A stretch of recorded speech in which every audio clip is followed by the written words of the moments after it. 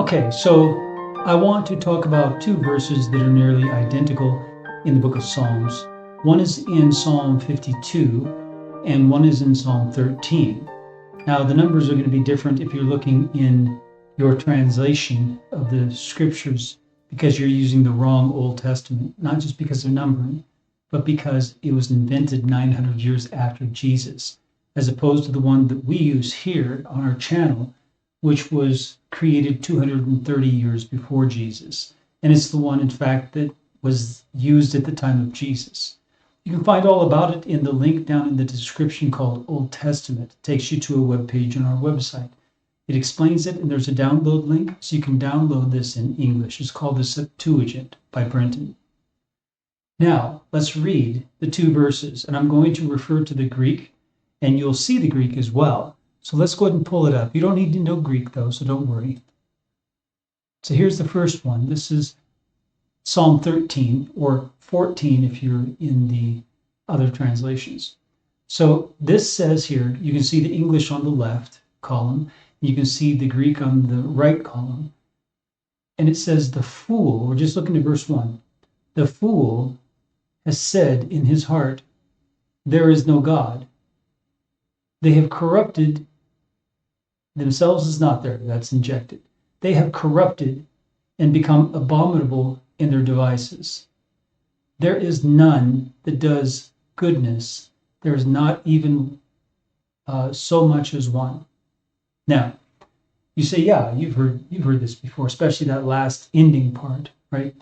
Where they like to take that out of its context and quote it to make it sound that everyone does evil and no one does good at all.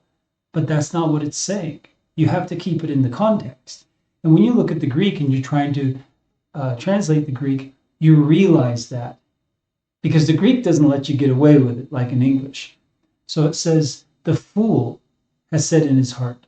So this is talking about not just one fool, but all fools. Okay?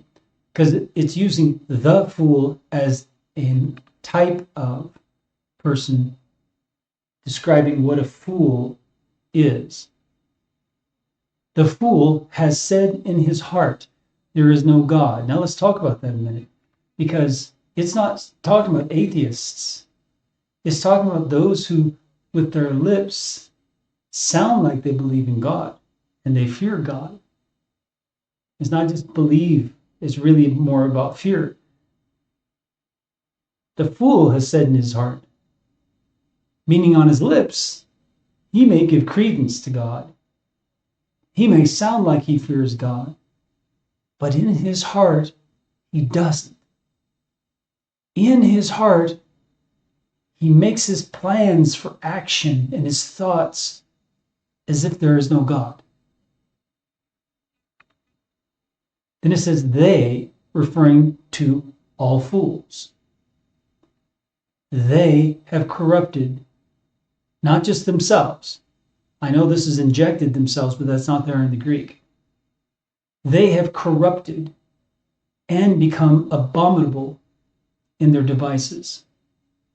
There is none that does goodness, meaning no fool. Okay? This is using the exact same construction where it says there is no God. So, but instead of God, it's those doing good. So there is not those doing good. And those doing good is a participle, which means it is pointing back to something that is a noun. It is itself kind of a verb-noun hybrid. That's what a participle is. But it points back to a noun, a primary noun, the subject usually, but not always. In this case, it's pointing back to fool at the beginning. So, it's pointing back to fool. There is not any fools doing goodness. There is not even so much as one fool doing goodness. That's the context. That's what is being said. But they take that out of its context, and you think, well, it's talking about anyone. No, it's not. It's only talking about fools. That if you do not do good, you are a fool. You are. Because you say that there is no God in your heart when you refuse to do good. So that's what it's saying. So let's look at the other one, which is nearly identical.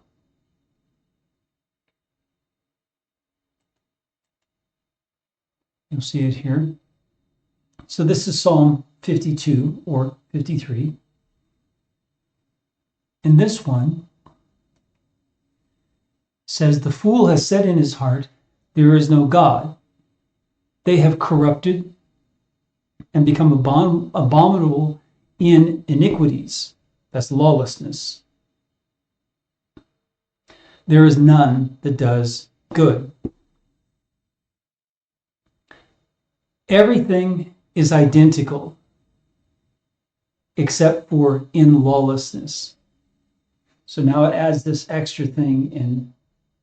They have become abominable in lawlessness. There is none of the fools that does good. So now you know, and I hope that has helped debunk this one of the two verses, whichever one they refer to whenever they're trying to use this in an inappropriate way to support a false gospel. May the Lord bless you as you seek him with all your heart.